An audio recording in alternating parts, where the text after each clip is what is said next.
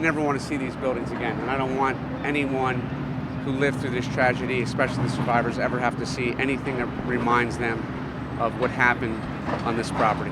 The new property has been incredibly cooperative, and we've been working long and hard to make sure that this is taken down in a process that is reasonable and is in a way that doesn't cause any more pain for the survivors of this tragedy. That's why we're trying to get this done as quickly as we possibly can. It's been a long time coming.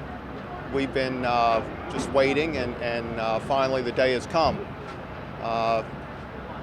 We've got a nice turnout here, the victims, and people just to see it finally demolished. It's my understanding the plans are today is that by the end of the day the place will be done. They've made arrangements for the landfill to ensure that it would be open until the last pile of rubbish was taken away. Well, for me, it's a real good moment. I'm glad to see this being torn down because it leaves a bad mark for our community, and I'm glad to see it go. Drive by it every day, and looking over here seeing it is just disgusting to me. I'm very confident the families are going to be happy and satisfied that they don't have to pass by these structures ever again.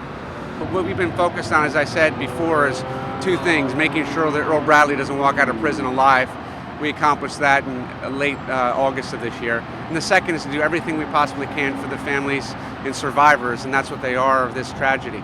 The property owners should be commended. They're going to develop this property, and you know, years from now, people will drive by here and hopefully not have any public reminder of ever what happened took place on these properties. The bottom line is, these buildings need to be removed from the face of the earth. Earl Bradley needs to stay in jail for the rest of his life, and these buildings need to be removed permanently, and that's what we're doing today.